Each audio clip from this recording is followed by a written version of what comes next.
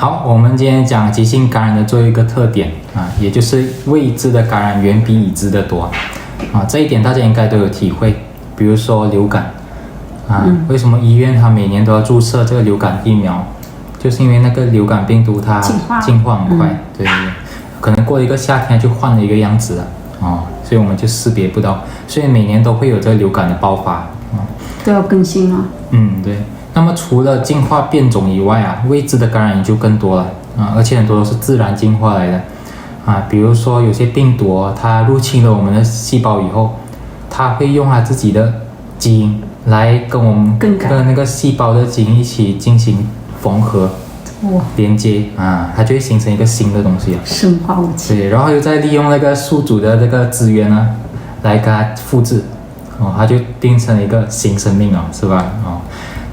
所以面对病原体不断的进化跟变异现代医学还是走一步看一步的那在缺乏技术的古代那人类要怎么办？所以中医它在临床也总结出一种体系是专门对付病原体这个优势的，也被写进了《伤寒论》里面。这个体系目前还没有被中医系统的讨论过了我们算是第一家所以为了方便说明我们把它叫做分期辨证。好，这里我们就要讲一点《伤寒论》的基础知识给大家听了《伤寒论》里面其实有3套治疗体系，都是专门针对急性感染的特点设计的第一个是6经辨证它是整本书的核心，也叫做标本辨证就是把这个原发的感染性疾病跟并发症进行分别治疗的一个体系这个体系针对的是急性感染，它传变很快，急着治病对，急着治标，缓着治本建立出这样子的治疗原则我们上一期视频有讲过大家可以回头看看没有并发症的话，我们就不用到这个6经辨证对我们只需要治疗原发病那么治疗原发病的体系就有2种，一个叫做变病治疗，一个叫做分期治疗就是我们今天要讲的变病治疗就是根据病种用药好像西医分科这样比如病人是胃炎就用胃炎的特效方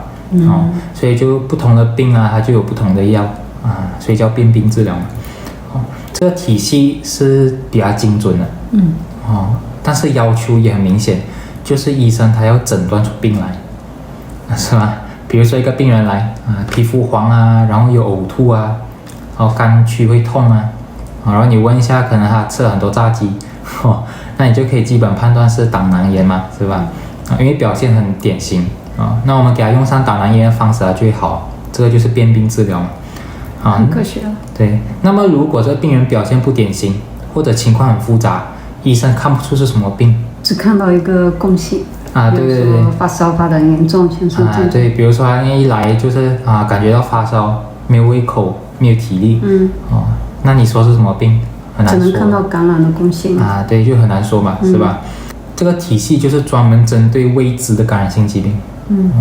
就是那种新发的新的菌株那种，而且是感染表现不明显的情况下就可以用了那我们再深入对比一下，其实变病治疗它主要针对的就是细菌感染而分期治疗主要是病毒感染为什么？听你讲听我讲我讲过很多次我只知道黄糖白糖因为我们讲细菌和病毒它的生活习惯不一样嘛对细菌它是局部了对，它是因为它很强对，也算是就是说它可以自己繁殖对所以它在一个地方就好它喜欢定居比较老实像你超级细菌这样局部症状就很明显所以我们一看就看得出来是吧那么病毒它就不一样，它不能复制嘛，它好像流浪汉一样居无定所对它需要靠人体的细胞，所以它到处跑所以呢局部症状就不明显，它就需要透过这个分期治疗了这就是如果我们不能通过疾病的个性下手的话，就从共性下手。那共性的话也要看它在具体什么期什么阶段对，这就是分期的意思那什么共性？就是我们很早提到的发热的共性急性感染一定发热对吗怎么说的？首先中医它观察到人体在感染的时候会自己发烧，太阳之为病对，差不多而且有些病在发烧以后会好，所以中医就把发烧当成人体对抗感染的一个本能了。超级能对力，所以它也叫做阳气嘛，对吧？阳气发烧。中医啊，然后中医就想虽然我们不知道是什么引起感染的，也不知道这感染的部位是哪里，但是我们既然知道人体它可以靠发烧来治愈，那我们就针对这一点下手就可以了嘛，是吧？有时候给他烧一下，啊，对对，就抓住这个靶点就可以了嘛。好，但是中医要怎么知道人体需要发烧啊？它就需要一个信号啊，是不是？后来中医就找到，就是暗号，对，不是怎么，就是暗号发抖。来了，然后发抖，其实发抖很科学，对啊现代医学就说，发抖是他发烧，对对，打寒战嘛，我们叫，它就是一个产热的信号。那么你人体在收缩肌肉产热，中医就把这个症状叫做恶寒。其实是很科学啦，因为现代医学研究你的交感兴奋以后，它就会释放海量的那种兴奋物质，比方说乙酰胆碱，它就有收缩那个让肌肉，然后它就打寒战，那个这就是产热的模式。对，那中医就把人体在积极产热的这个时期称为表症，所以后来有一句话说有一分恶寒就有一分表症。太阳病啊，对，就是这样来的。太阳表症。那么在《伤寒论》里就不叫表症，它叫太阳伤寒。表症是后来造的概念嘛，是吧？这点大家要清楚一下。那么现代医学把这个时期就称为体温上升期。所以产热比较多。没有，就上升。体温是在上升的对。所以表症、太阳伤寒、体温上升期都是一回事，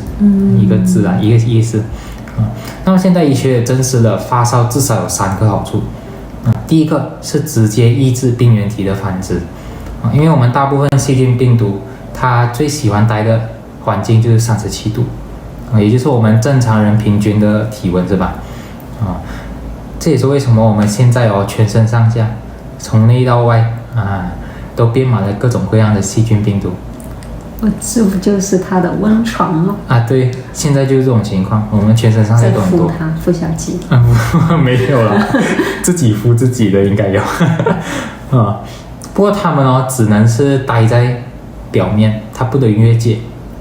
只要它一旦越界进入了黏膜，那么就开始感染了。就是乖乖的待在那边。就开始示意要打仗了。所以一开始会是局部的升温先。也就是红肿热痛我们也叫做发炎嘛，是吧？小胀液。对对。小范围。如果病原体被处理掉，那么这个感染发炎就结束了。但是如果没有好，反而加重的话，甚至进入到血液里面那么就不能靠局部的升温了，因为血液的话是全身都有的嘛，所以它就要整体的发热，也就是发烧了，这样才可以抑制到血液里面的病原体，对吧？那么这个抑制还远远不够的我们不能让它待在这个血液里面嘛，要赶紧把它清理掉，排出去。对，所以发烧第2个好处就是提高免疫细胞的战斗力。打仗就冲对，就让那免疫细胞来抓捕它们，而且同时在发烧的时候会促进免疫物质的释放，它就好像是飞弹一样，远程攻击。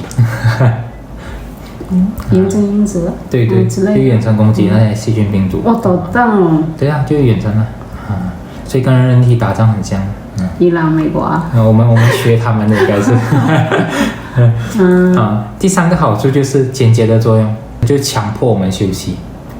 怎么说呢？发烧的时候，我们的精力还有体力会明显的下降。就好像人体在告诉我们，喂，国家在打仗你们不要节外生枝。给我好好待着，是吧？其他你都先不要干活，集中火力指往。对，就是这个意思。所以这个看似乏力困倦这种消极的症状，其实是很有积极意义的。好，那么既然发烧是好的，而且是必须的，那么中医在看到人体在努力产热的信号以后，就会帮助人体升温，用一些产热的药那体温越早起来，免疫细胞就越早调动，病就好得快嘛。我们之前视频有谈到大家可以看回去。好，如果喜欢我们的内容，可以按赞订阅，把影片分享出去，也欢迎你们留言分享你们的看法。好，我们下期再见啦。